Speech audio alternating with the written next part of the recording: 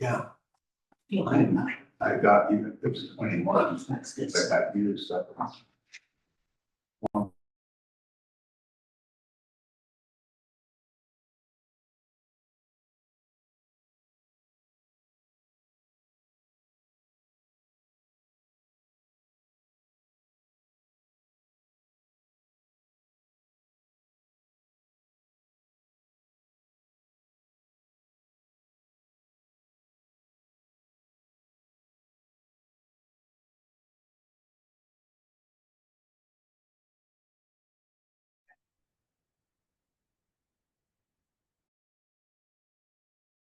Do you have a power Yeah. window in the? I want to have a dog party.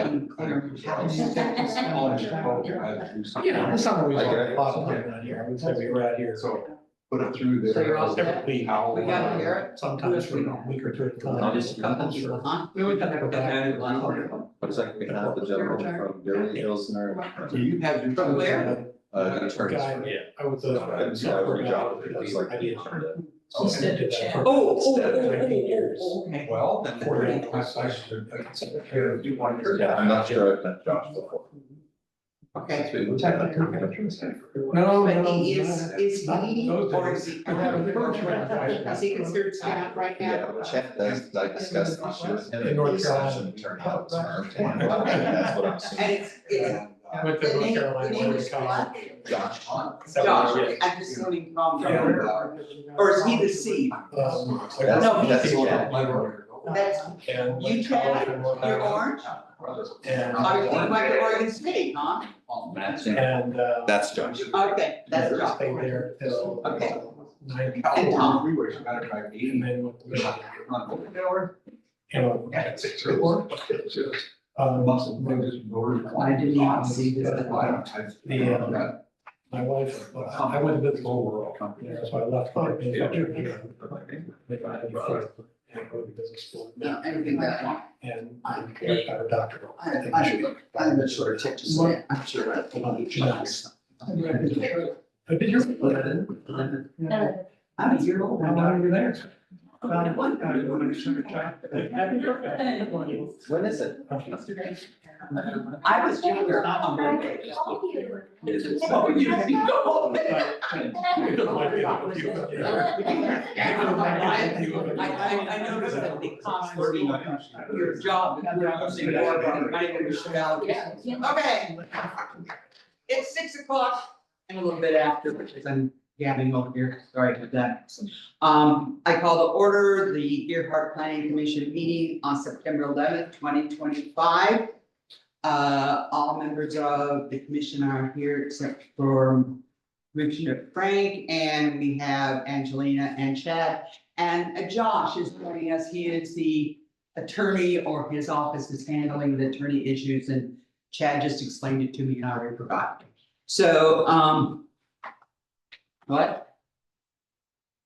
Oh, and Garrett, I'm sorry. I can see you. I'm getting old. I got older. We have a request from, Don to excuse him, and, rather than doing it last meeting, we need to do it this meeting, because this is the meeting he's absent from. So do I have a motion to, excuse Don? Okay, John has moved. Do I have a second?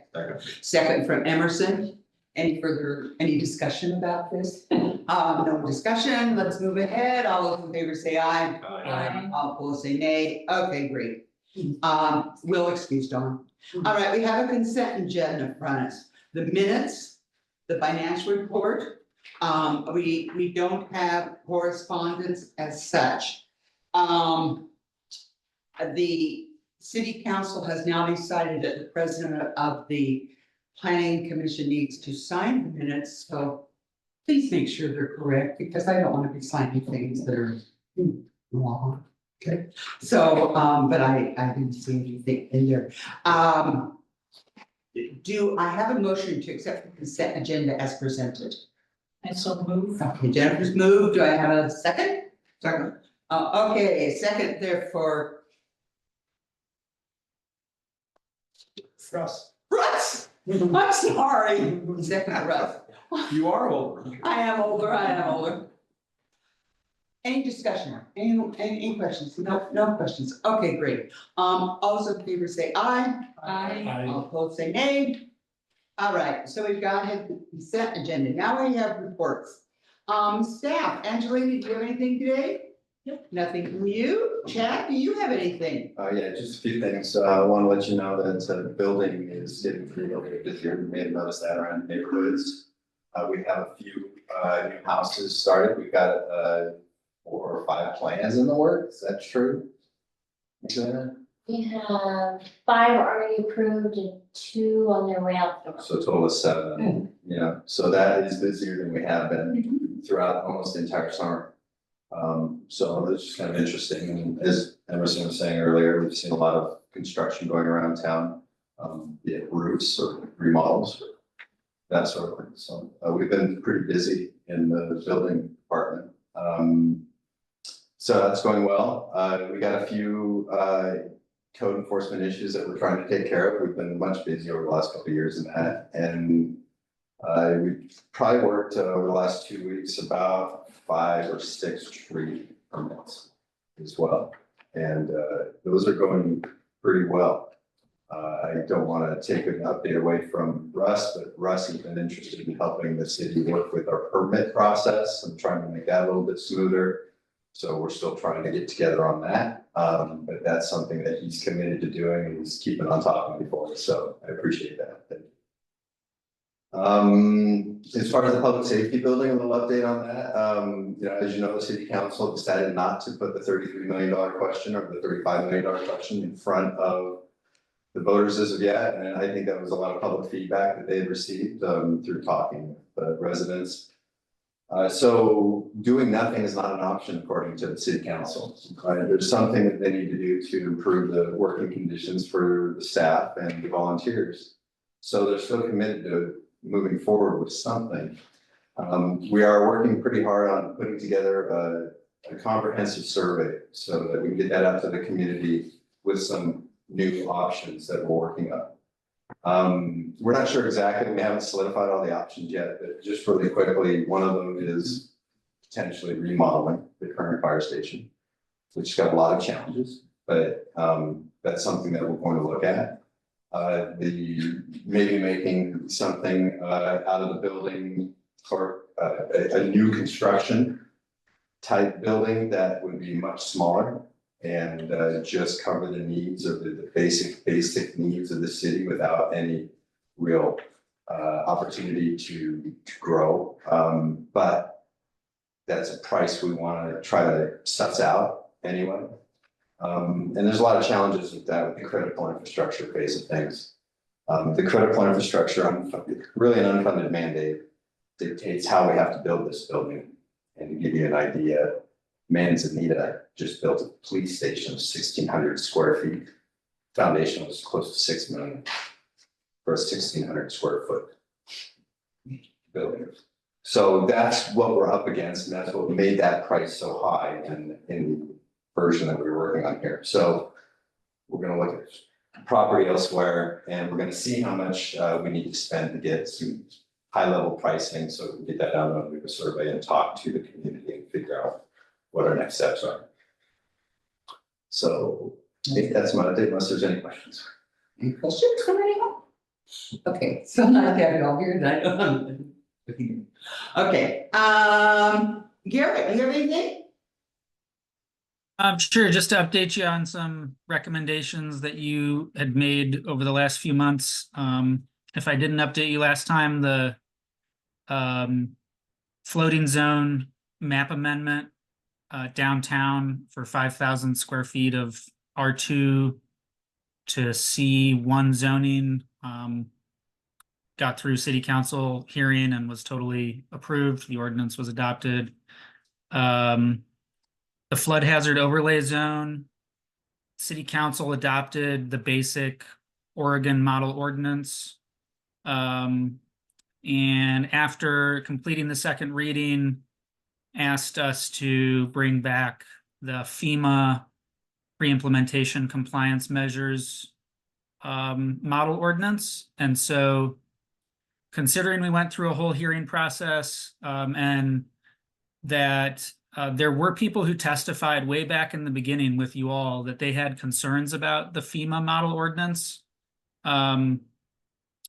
We're gonna restart that process and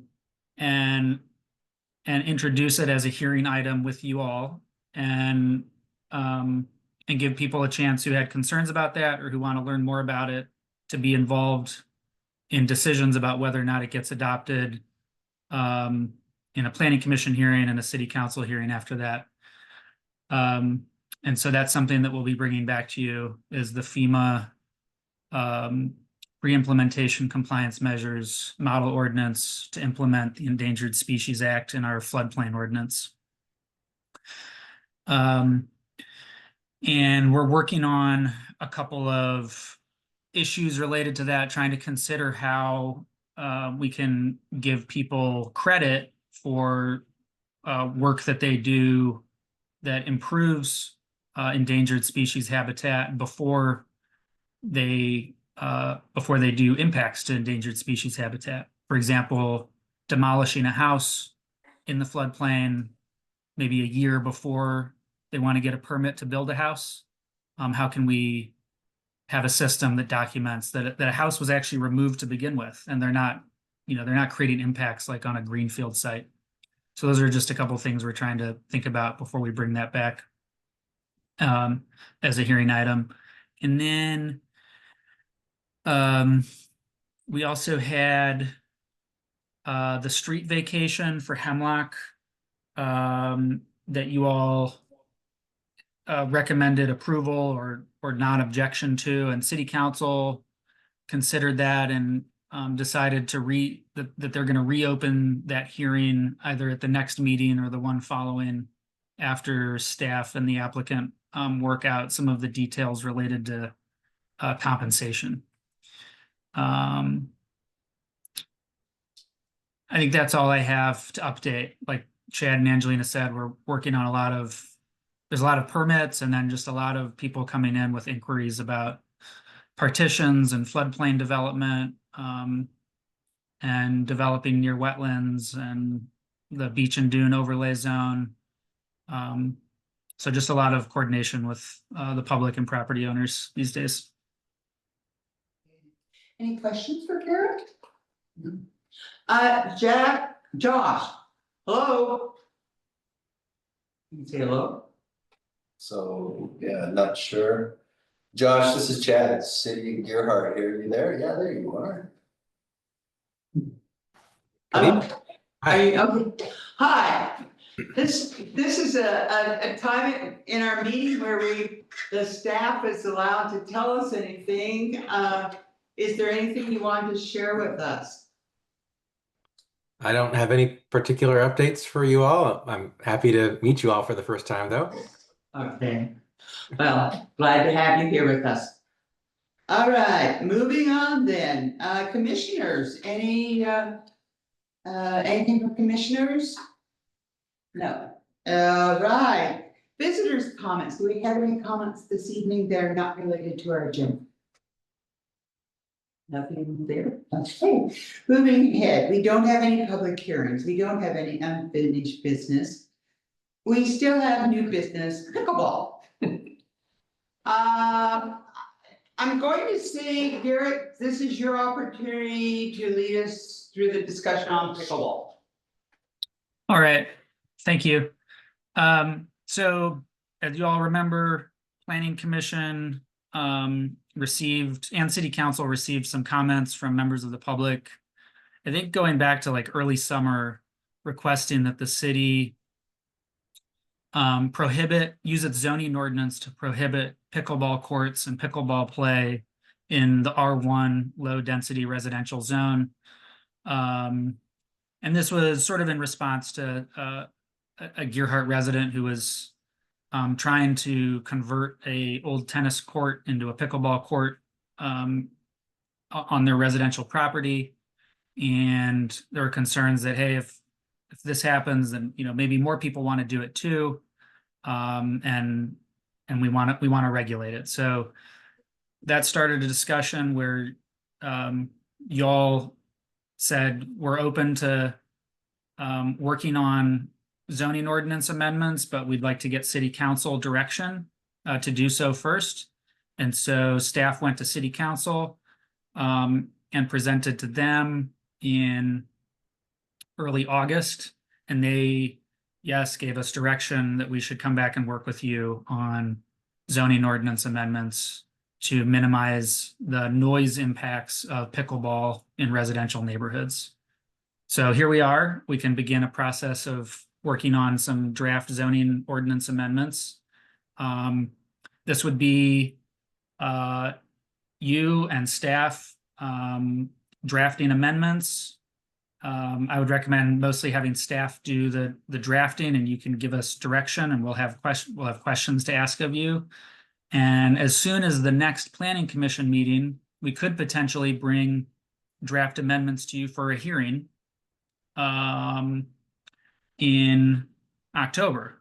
Like any zoning ordinance amendments, we start with working together on what we want to accomplish. We draft them. We have a planning commission hearing, which is a recommendation to city council that comes out of that. And then city council has to have a hearing, and they make a decision on whether or not to adopt the zoning ordinance amendments. So just a little process overview. Getting into the substance of the issue, pickleball noise is documented to be impactful to neighbors throughout our country. So there's science that backs up that the noise is extraordinarily loud, and because of the frequency and rhythm of the sounds, it's even more impactful than the decibel levels would suggest it is. And so some other communities in the United States have used their zoning ordinances to regulate pickleball. There's science that we collected that shows that the noise is loud enough to cause real impacts. So it's legitimate to regulate it with your zoning ordinance. And Chad has even gone and measured our courts, and his findings are roughly consistent with what you see in other locations as well.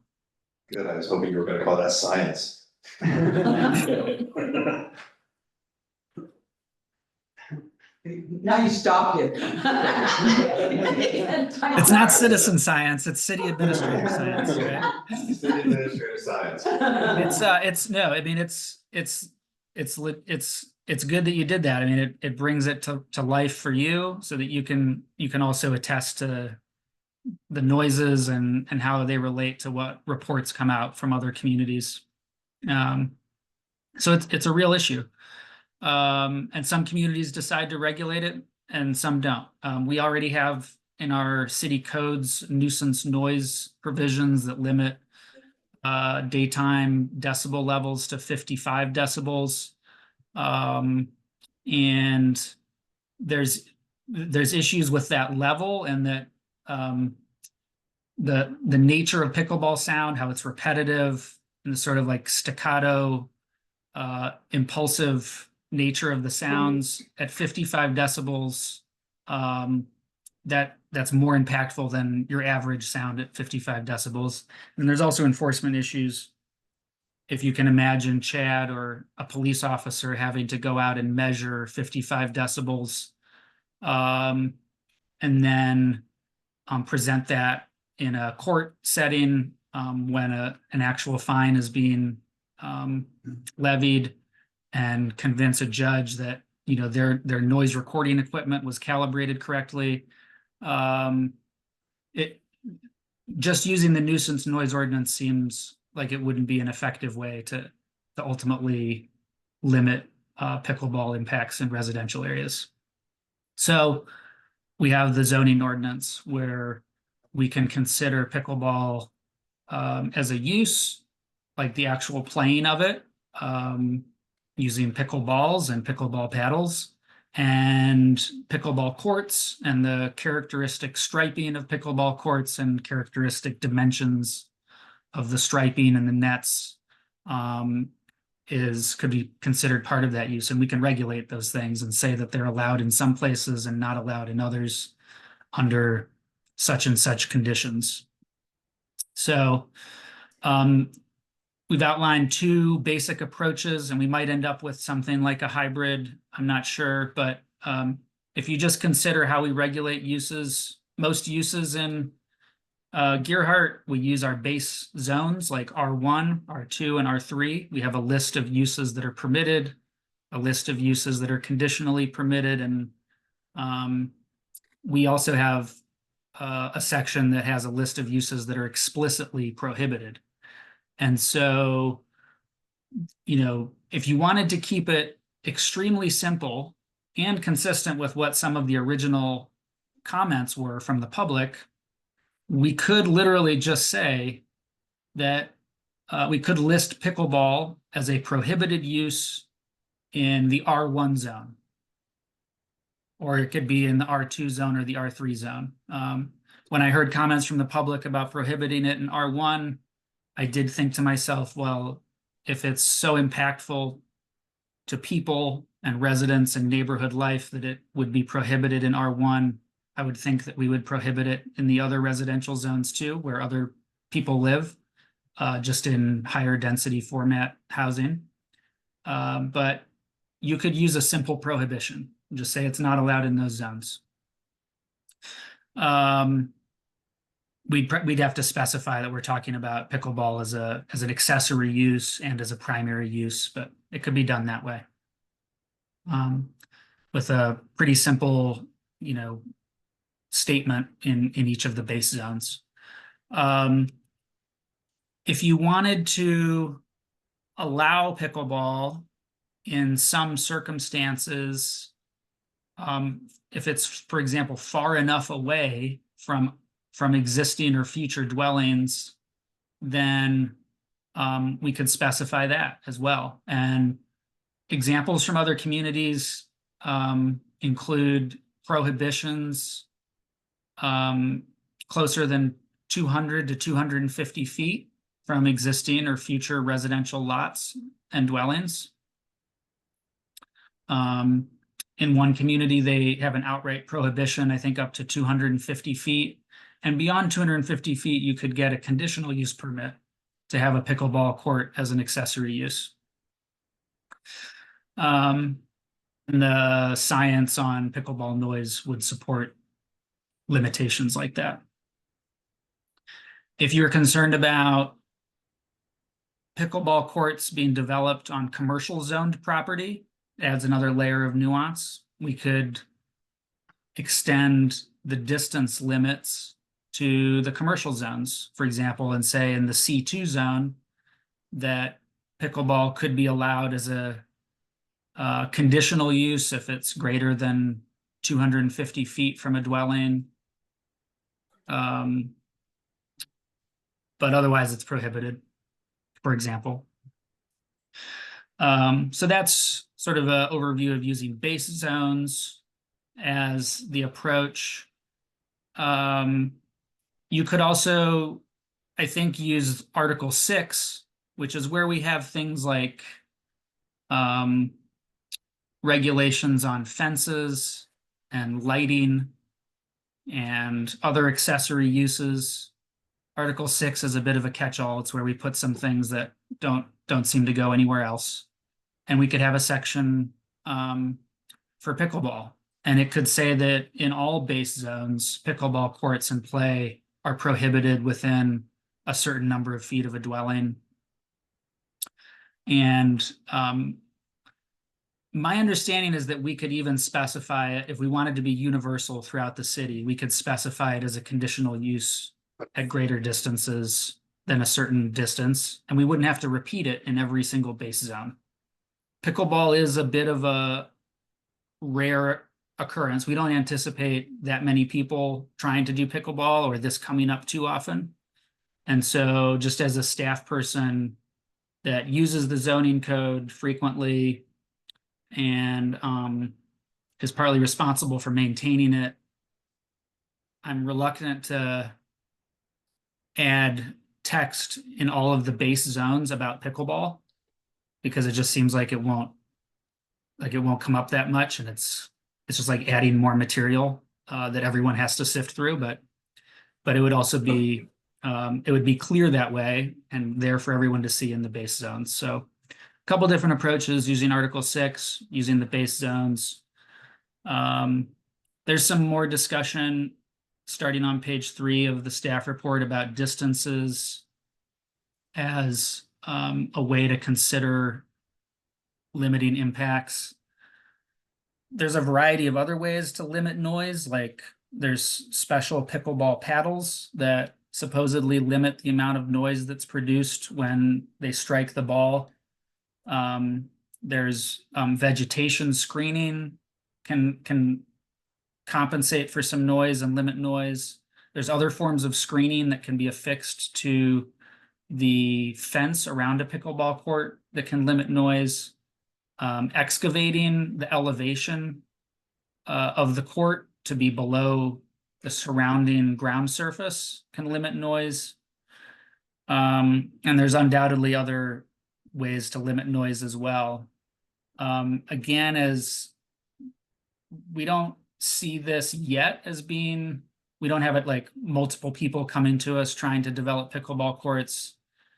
It seems like depending on how things go with hearings and the level of interest that we get there, it seems like keeping it simple would be a preferred approach, where we just have places where it's allowed and not allowed based on the zone or a distance, like I was talking about before, 250 to 300 feet as a prohibition area, and maybe up to 600 feet, it's a conditional use.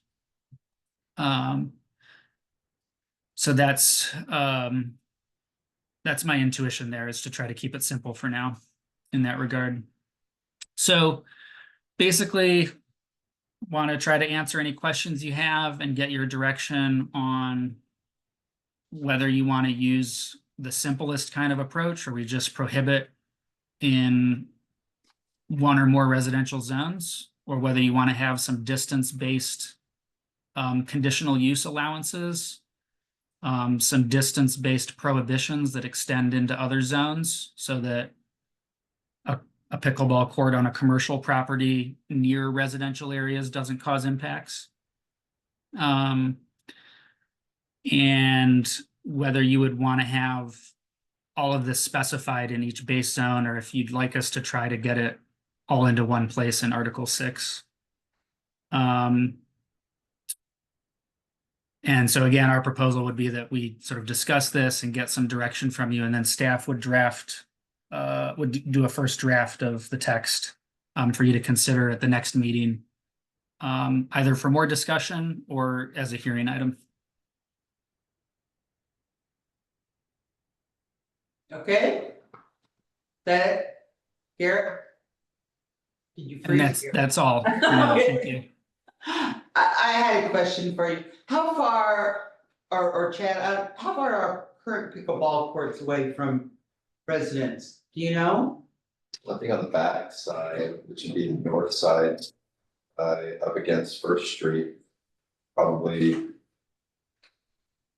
100 feet or less. Yeah, definitely. Last, yeah.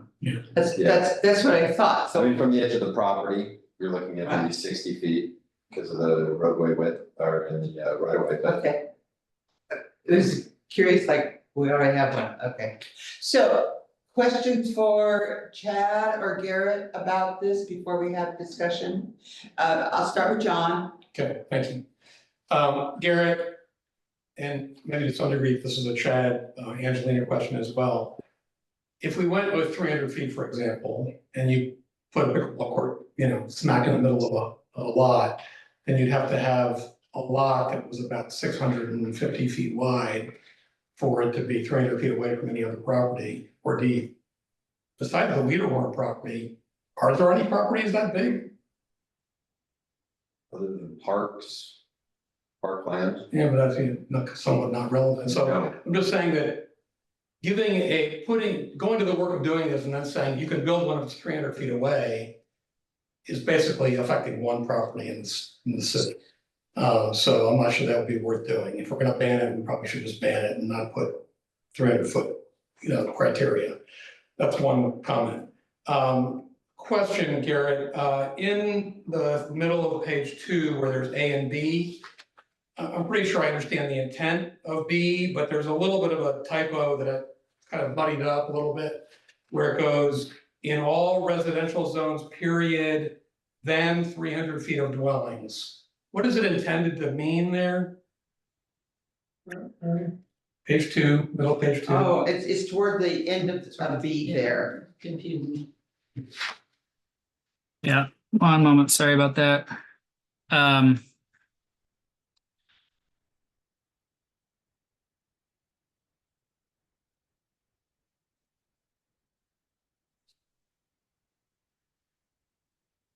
That was just I think that I had accidentally deleted some of my text to say that starting with allow pickleball courts greater than 300 feet from a dwelling or residential zoned lot as a conditional use in all residential zones. We crossed out then 3. Yeah, I think I had actually meant to delete the next clause there from the word then to RCPD. I had tried to replace it with the prior sentence, and I guess I didn't delete that. But if we chose to have you draft something, we'd clean that up.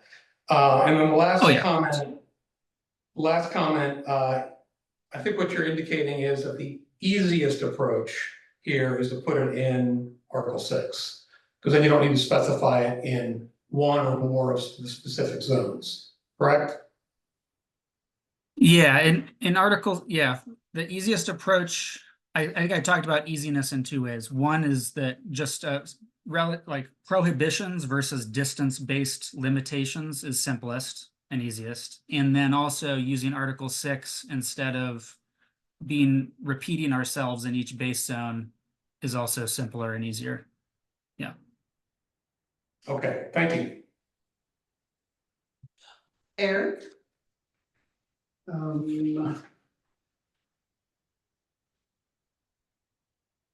don't think I have any specific questions. Okay. Okay. But I just asked, do we know the status of the current court in question? I walked by there today and it looks like they resurfaced the tennis court. It's lined for a tennis court. I need to call on you. Sorry. We need for the recording, sorry. Emerson? Yeah, I walked by there today because I was curious. The old tennis court has been resurfaced, but tennis court lined back on there. There are some blue lines. And it's, when you're standing on the sidewalk, the tennis court is raised. So I couldn't tell if there was one pickleball court or 2 on that space. And since Terry lives across the street, maybe he could clarify that. And I was curious, because there's no net there. Has anybody played tennis or pickleball there since they resurfaced? No, it's not completed. Kerry Graff. Oh, I'm sorry. 302 South, 312 South Marion, 302 Ocean. It's not clear to me because I have the same visual that you do, and it looks like what they have done is put the lines for the tennis court and then a different color line for a pickleball court. That's what it appears, but they're still under construction. Okay. Okay. Okay, yes, Eric. And whatever we do here, this will have no impact on the existing courts in the recreation zone, park zone. I believe so. It'd be grandfathered in, it already exists there. We do not want to go back and take that away. And what would happen if we do create an ordinance to by which this current court in construction would be non-compliant. And, but they finish that first and they start playing pickleball, and 3 months later, we create an ordinance that says you can't do that. This, what happens in that circumstance? Josh? Josh, Garrett? I was gonna say that the intention of the direction we're going in is not to retroactively make any pickleball courts stop, whether it's the city pickleball courts, or if an applicant, if somebody's done it already, it's probably water under the bridge. But if you all want us to explore ways to get that to stop, if it does start or if it has started, then we can explore that. Could I ask a question along that line? Just, we'll get you beat, Terry. Remember, we do have a noise ordinance.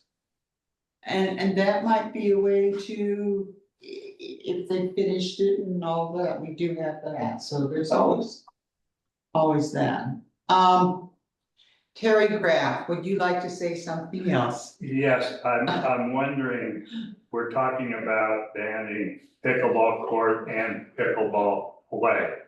Now, pickleball court may fall under the land use, which they would be grandfathered in. But pickleball play is not land use. And if you put it in there, what you're doing is banning a pickleball court and the play. So, and that's not land use. So that could be retroactive. You became a lawyer right then, didn't you? 47 years. I know. And that would be a question for the city attorney. Josh, do you have an answer for that? I have an answer for a couple of the things that have come up, or at least some thoughts. So that earlier question about if the pickleball court is operational and then you enact an ordinance prohibiting pickleball courts, that is going to then fall under your non-conforming use code. So it was lawful at the time it was established, and then it is unlawful based on a subsequently enacted law. And under your code, then those are allowed to continue. There's some exceptions for, if they discontinue the use, like for a period of time, typically they can't resume it, that sort of thing. But by and large, they're allowed to continue because the laws aren't, land use laws aren't retroactive. The other question about use is a good one. That's something that I had kind of made a note to myself about too when reviewing the packet before this meeting. I think that the court is clearly a use. The play is a little bit more of a question in my mind. I think it may come down to, in this instance, that you can't really play pickleball without a pickleball court. I think you're probably just hitting balls around otherwise. And so it may not be a distinction that matters here. If they can't have the court there, then they can't play pickleball there. I think. I haven't played pickleball personally. So I think that's probably how I'd go about approaching that. And then I think also the point that was raised too for the non-conforming use, I think that's absolutely right, that the concerns then would have to be addressed through something like the noise ordinance, which, as Garrett described, there are problems with using that tool, but that would be a tool that would still be available even for a non-conforming use. Okay, thank you. You have another question, Eric? I just would like clarification of that, Josh, from the point that Mr. Graff brought up about distinguishing between having a court, a land use, or playing the game. I think you're just addressing that, but it's not clear in my mind. We could not retroactively tell them they can't have the court, but can we tell them you can't play pickleball? That was Mr. Graff's point. Right. And I think that is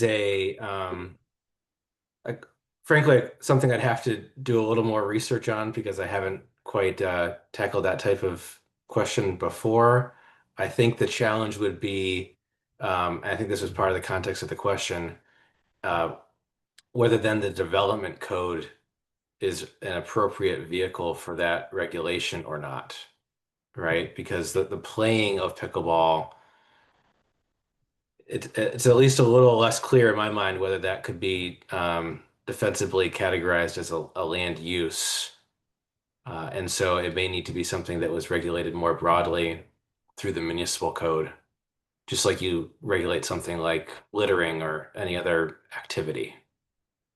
Okay, Okay, yeah. all Thank you. right, Eric. Thank you. Emerson, did you have any questions? Well, I took care of my question. You took care of the questions, and Russ, I remember your name now, do you have any? Sorry. Discussed what I was gonna ask. Okay, and I Denny? do have a question, and you've described several scenarios where we might want to have conditional use, like a further distance or some other situation. Under what situation would we want to have conditional use where someone would apply for some kind of ability to do this? What would make us want to do that? So I'm imagining some circumstance where someone wants to develop a pickleball court, potentially. It's a little bit hard to imagine, but maybe on a commercial lot, commercial zoned lot adjacent to US 101. And you might want to allow there to be a process for approving that, just for the same reason that you want to generally allow for there to be a process for people to do the things that they want to do in their lives in general, sort of just a general respect for each person that wants to do what they want to do with their land and with their time. And unless there's a good reason to prohibit it completely, we don't want to be prohibiting everything. So it's just sort of that concept, right? So can I follow that up with something? I mean, if Yeah. we're saying, if we did like an Article 6 where all the base zones, a pickleball court has to be 300 feet, 250 feet away from residential, from a home or a boundary.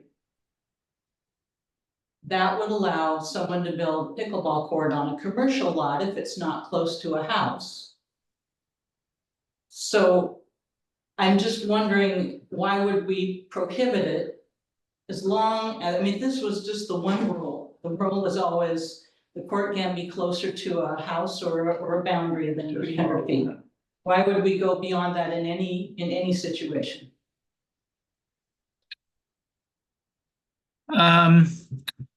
So so just in terms of organizing the code, like if you had in pickleball prohibited completely in all the residential zones, you might want to consider allowing it as a conditional use in the commercial zones. Is sort of the idea that I was thinking of. If you had it prohibited in the residential zones within 300 feet of a residence, that would effectively prohibit it throughout the residential zones. Like there's not residential lots that are that large. But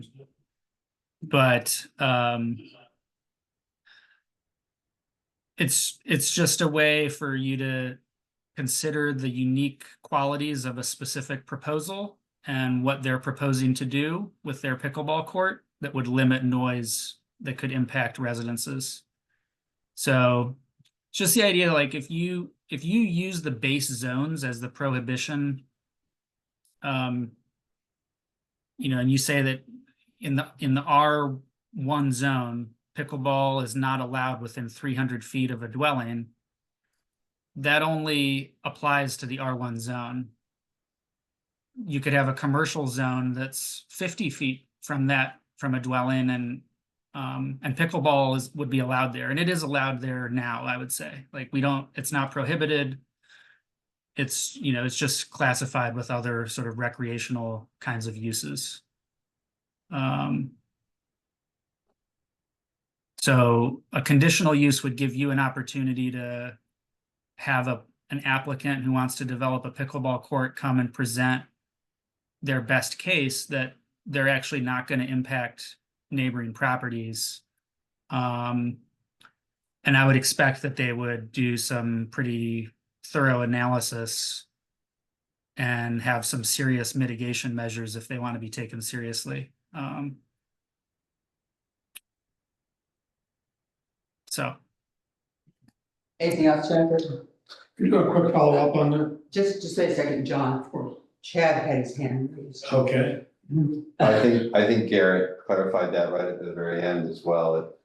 The nice thing about a conditional use process is that you as a planning commission can put conditions that would maybe help alleviate some of the nuisance issues. So it gives you an opportunity to go down a list and say, okay, well, can you do this, this, this, this? If it's yes, then it might be something that would fit. If they couldn't do those things, then that might affect your decision on whether or not you'd allow them to have a conditional use. And there are some things in our code that are conditional use no matter what. And it gives the planning commission the opportunity to make sure that the impact is appropriate. Okay. John, you had something? Yeah, and then the comment about potentially on commercial property, maybe on 101, raised an issue for me. Most pickleball facilities, especially built in this climate, if somebody wanted to make a business of it, are indoor facilities. And there's a lot of them all over the country. Would anything we're doing have anything to do with an indoor facility? Would it still, if we prohibit pickleball courts within 300 feet, for example, in all zones, imagine if we did that, but somebody put it in an enclosed building, would it still be prohibited? If we don't specify whether we're talking about indoor or outdoor, then I think it would be prohibited. We can specify that. And for example, you could say that if it's indoor, I don't know, we need to look at the science on noise and acoustics with indoor courts for me to even tell you what a reasonable thing to do is there. I don't know whether, standard commercial construction or residential construction methods, how good they would be at attenuating the noise. Okay, we should consider that if we get to that stage. That was where I was going, that's a conditional use. They have many indoor pickleball courts in Seaside. So, if someone to change their front room to a pickleball court, which, I don't know how much noise would travel from it. I have one other question. Yes, Emerson. If we put like a 250 or 300 foot limitation on how far away a pickleball court has to be from a residence, but the city courts are within 100 feet, do we look like hypocrites? I mean. No, because that was there. They had the tennis courts there. We changed it. We didn't have an ordinance. Planning is always, we don't always see the future. I mean, if we'd seen 2 years ago that the people there by Terry's house were going to take their tennis court, make them pickleball courts, we might have been on this earlier. You can't always know what's going to happen. No. Things change. We're not hypocrites. Well, We're fine. it does kind of look like a double standard, Yeah. but. My concern is, I address this like. When we get into measuring the distance from anything.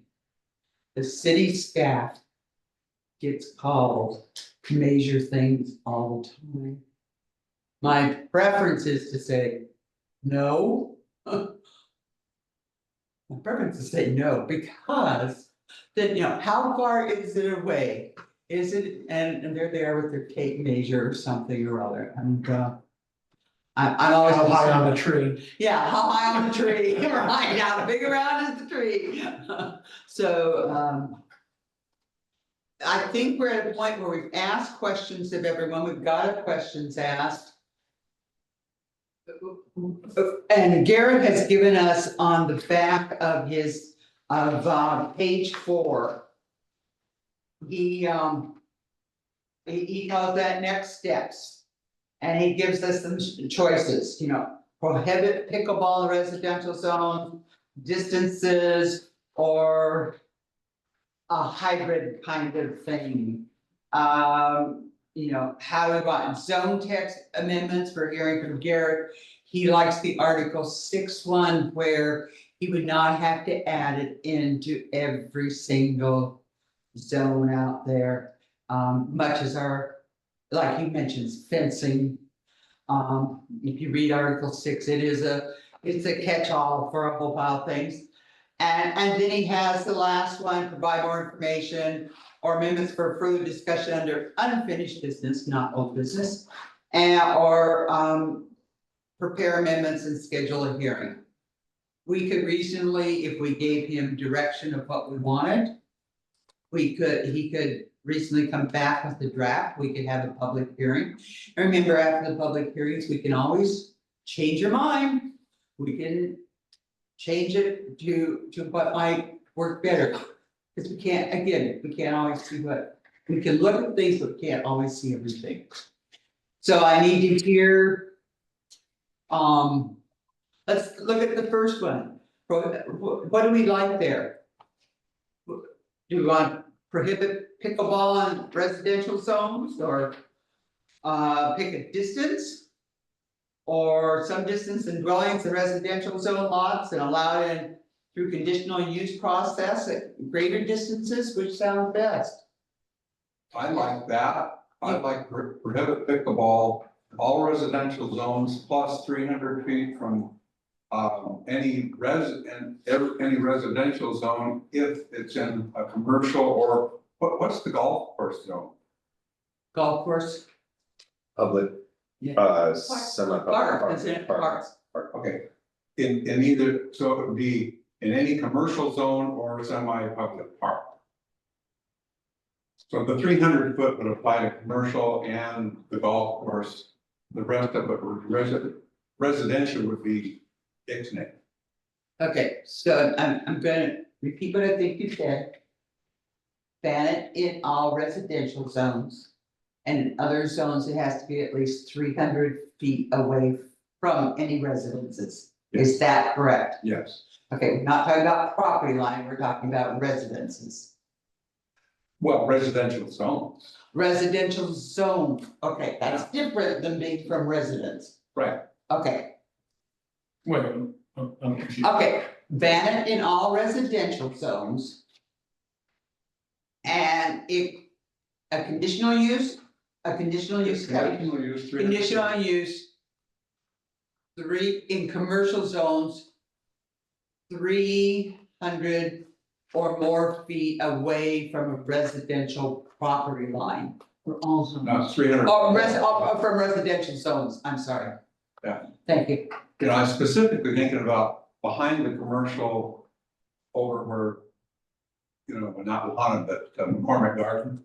Yes, Because there's residential zones, like those lines, commercial, residential, so, you don't want to build, we don't want to allow a pickleball court on the back side of that commercial zone, and that's 25 feet from somebody's. right, and that could be expected that someone might do that. In the commercial zone, they might say, okay, I've got a pickleball business. Right. And yeah, they are. So ban it in the residential zones.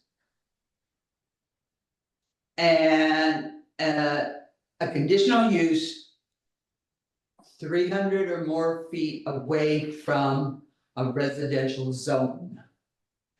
Still don't quite understand the way that's being packaged. Let's just take the first one, just say ban it in residential. zones. Right. This is John West. We're looking at it, okay, John, we're looking at a 6. Right. The Article 6 where we can make a packet thing, we don't need to put it in every single zone. And Okay. that's why he's packaging it together. I see, so we would say, and could you express the commercial aspect as a conditional use? That's what I said, conditional use. It's an odd just way of thinking about a conditional use in that case. It's, You need to get permission. okay, okay. So. Yeah, with a conditional use, you have to get, that requires a planning commission hearing, public notice, opportunities for testimony, a Understand. written record and findings that, you know, can be appealed to city council by any neighbor that doesn't like the answer, or by the applicant that doesn't like the decision. So just to clarify, we can still use Article 6, but make a distinction between residential zones and commercial zones.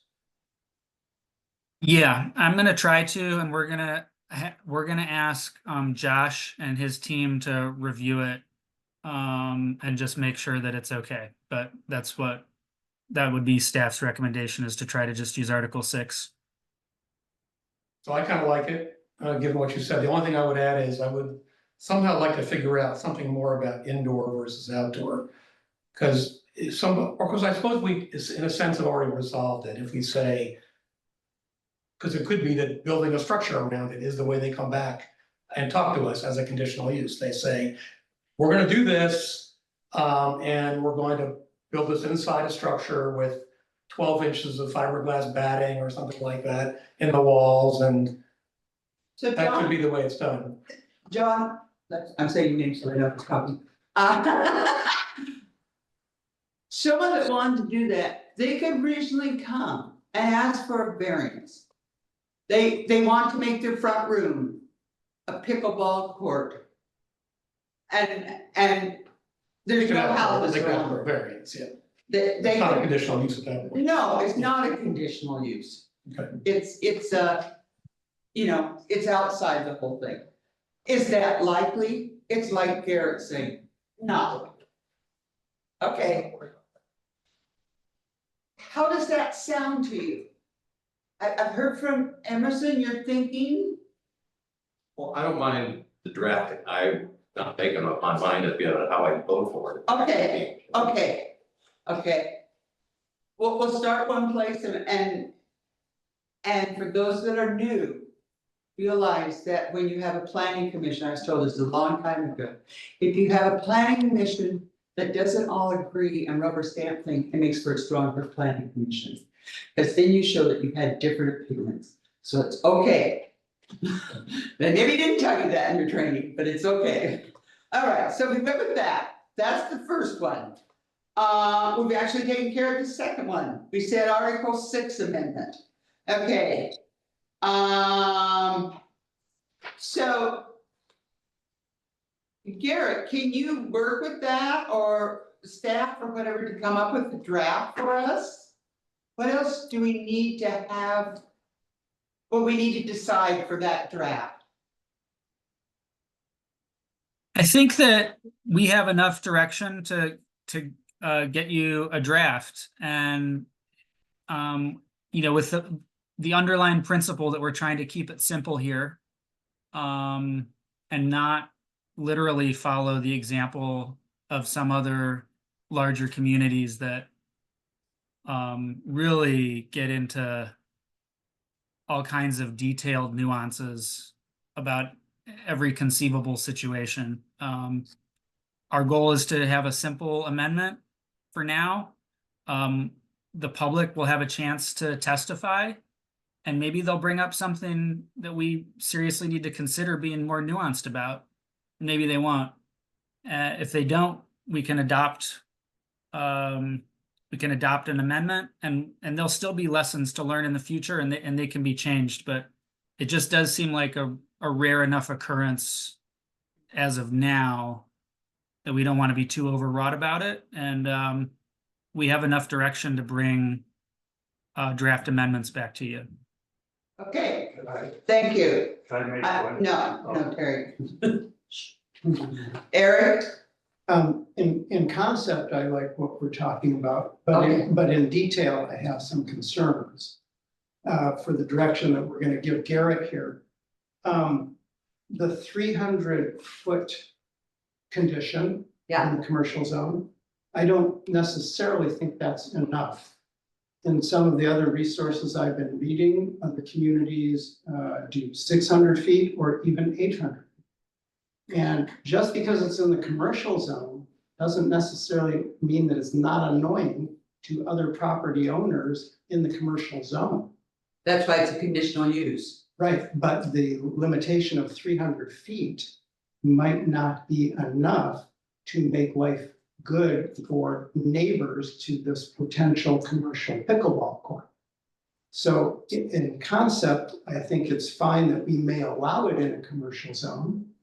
But I don't think we necessarily have to allow it to condition it only to 300 feet from a residential line. It doesn't take into consideration the needs of the neighboring commercial zones, which may be bothered by this, even though they're an indoor business, perhaps. In the commercial zone. Right. That is the purpose of making a conditional use. Yes, When they come in, yes. they have to bring us all those things Yeah. and they tell us, we're gonna have a public hearing. And if Joe wants to make his pickleball court here and Betty has a fabric store down here or a childcare that's gonna be really Right. annoying, Right. then we're gonna say, sorry. Well, but I'd like to make it 600 feet instead of 300 feet. Is the point. Do we need any feet? Yeah, that's what I was gonna say, take the feet out entirely, Just say it's a conditional use. then they gotta prove to They've us. there's no, if you want it. No, I, by and large, I think we're trying to prohibit this use. You gotta really have a lot of space to play pickleball and not bother your neighbors, be they residential neighbors or commercial neighbors. And from the reading that I've done and the point that Garrett has made, it's really best if you use distance as your criteria. The noise ordinance doesn't work very well because of the enforcement issues. You can turn noise into a distance. And I think it would be safer if we made the distance greater than 300 feet so that we are basically prohibiting this unless somebody's got a big commercial area and they got 600 feet before they hit their neighbors, be they commercial or residential neighbors. That's what I would love for. Yes, Jennifer. So my Okay. thinking was that if you don't put a measurement in. Right. Then anything has to be approved as a conditional use. If you put 600 feet in as a conditional use, does that mean if it's more than 600 feet, they don't have to apply? I would think if they're more than 600 feet, then why would we then condition that? We've given them a distance that it's safe to play pickleball in without bothering your neighbors. We don't have to condition anything else other than that distance. Well, but then, Russ? then, Just wait a second, Russ. I have a hand over here. Garrett? Yeah, there are, I can't find any commercial zoned land that's more than about 400 feet from land that's zoned for residential use. Just to give you a sense of the constraints we're working in general there, like if you wanted to provide realistic, some very constrained, but a real opportunity for someone someday to figure out how to develop a pickleball court on commercial property, it would be, I think 350 to 400 feet would be the maximum distance. Otherwise, you might as well just prohibit it in commercial understand your properties as point. well. Okay, I got that. Yes, John. What I'm beginning to hear is the simplest way, to Jennifer's point, of doing this may simply be ban it everywhere, don't even need to make the distinction, and it's allowable through the conditional use process. If they come in and prove to us that they've dug a 12-foot basement, and they, have done the things necessary, then we'll talk about it. If they've done something else crazy, we'll talk about it, but just ban it everywhere and allow it through the conditional use process. Then we don't need to make a distinction about commercial versus residential. We don't need to make a distinction about distance. It makes a very simple ordinance. Russ, did you have something to say? Let's see, my comment to the 600 feet was, and it's already, Garrett's answered that, we don't really have that condition, but my point was, well, if you had 600 feet, then you allow pickleball, commercial potentially would be developed over time. So then you say we've allowed a pickleball court, and we want to develop the rest of the commercial, you can't get rid of the pickleball court, because it's there. So then that was my point, just, it doesn't make sense on something like that, although our commercial situation is already limited pretty severely, but, so if we do what John's suggesting, just it's not allowed anywhere, is there still a conditional use, or is it a variance? No, if you prohibit it, if you prohibit it everywhere, then it is literally prohibited everywhere. And there's no variances or conditional uses that can change that. An applicant would need to apply for their own zoning code text amendment to change the zoning ordinance. Then I Just withdraw for my them. suggestion, and we should go back to the original Thank you. proposal. The other part is when we get into very black and white, like just ban it everywhere.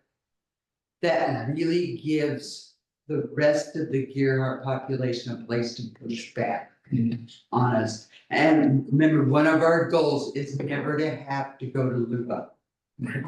Never, right, Garrett? Never want to go to LUBA. Barely anyway. So far, not while I've been working with you. Terry, you wanted to say something, so Terry Graff is speaking again. Yes, I have a question and a comment. The question is, when you're talking about 300 feet, is that from the source or is that from the property line? And my comment is, whatever you do to prohibit, I hope you prohibit pickleball courts and pickleball play. I think it's really important that both of them be in this. Okay, and I appreciate your comment, Terry, but as Josh said, playing is out of our purview. We are land use planning commission, not. Please. Yeah, well, I think the pickleball courts is what we can prevent. I understand what you're saying, I right? heard Josh kind of hedge. Well, he did kind of hedge, but he'd have to come back with more information with us. Shall we leave it at that? Okay, so Yeah, I mean, when I included the words pickleball play in the memo, I was thinking that just if city staff ever had to go out and document for an enforcement action and it goes all the way to court that pickleball is happening, it's just a prompt. You know, we'd be using things like aerial images of the striping potentially, photographs from the street. And, you know, people playing pickleball would be part of like the evidence that, you know, overall what's happening here is against the intent of our ordinance. Everything taken together. But yeah, in terms of like it sounds like Josh is going to look into this more, but he has concerns about the idea that we can really hone in on the words pickleball play and use that to retroactively prohibit the use of an existing pickleball court, or even I would say like a pickup game that happens once and never happens again in an impromptu manner, where someone somehow strings up a net and it just happens once, you know, and that's, you know, and then it's gone forever. Like, I just use the words pickleball play to give us an extra tool to document the use of a court itself. Going forward into the future. So I propose this, that we start out with what Russ came up with. Garrett makes a draft. We have the public hearing in October. If we want to change things based on our own opinion and we're all here and we vote on it, then we can change the feet or whatever, or we can change things but get the public hearing going, so we do hear from the people in the community. That is my proposal. Does that sound reasonable to all of you? Yes, Eric, yes? Just some questions. Yeah. Generally, yes. And based on Russ's idea and what you're proposing we do, when we say it would be conditional in C zones, 300 feet from a residential line, do we have to put in any of the conditions under which it might be approved? We leave that just completely open. We leave that open, we can consider, Right. and we might. When we have our public hearing, where Garrett does his thing and Josh does his thing, they may have some more input on that. For the moment, we leave that. But open. for the moment. Right. Right. It, once we start putting all these little things in, it becomes more complicated. And then I'll just make one other comment. Yes, I just like when Garrett goes forwards with this, and maybe in conjunction, in consultation with Josh, we try to actually solve the problem that was brought to us originally by Mr. Graff, which is there's going to be a court there.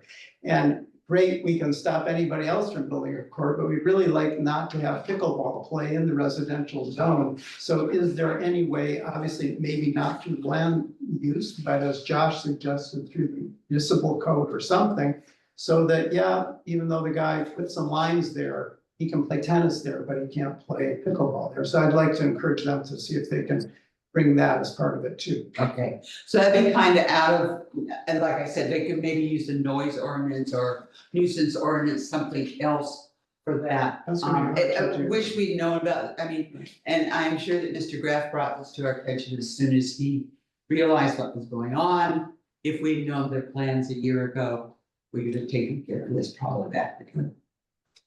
All right, yes, I Jennifer. need a clarification, Yes.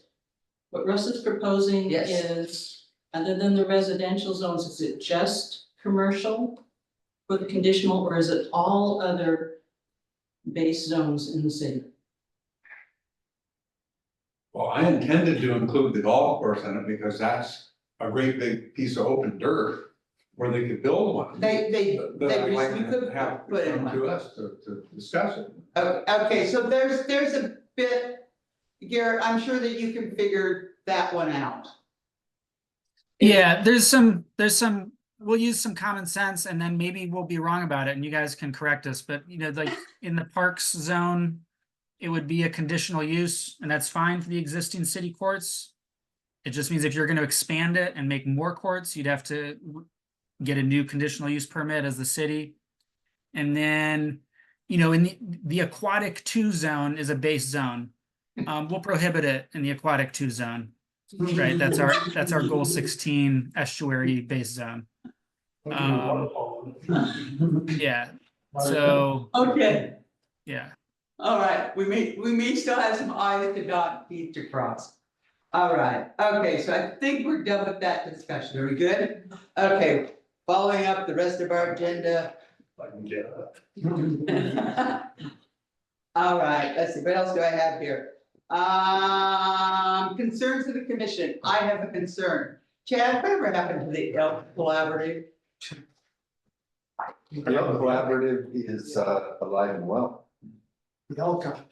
That wasn't my question. We recently had a meeting, where we discussed the declaration of cooperation, and we also discussed what was going on. This meeting was just last week and actually had Paul from Oregon Department of Fish and Wildlife in my office, and he and I attended it together online with Manuel.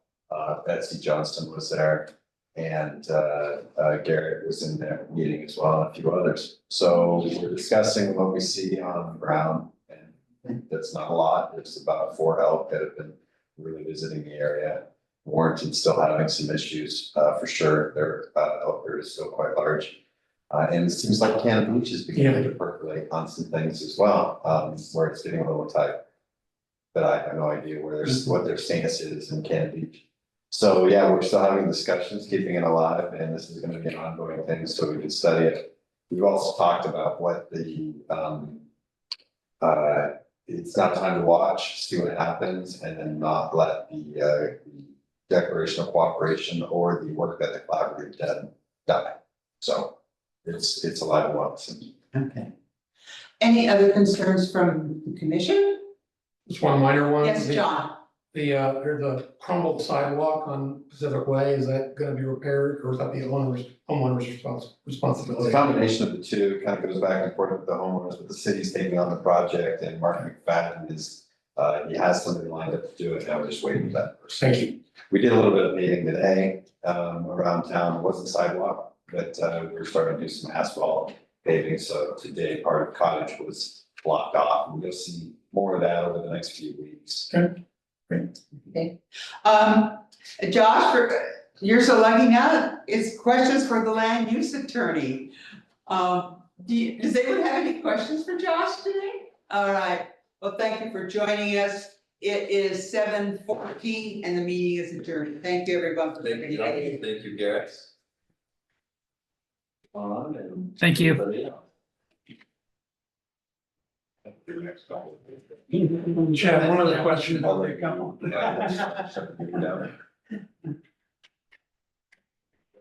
This was.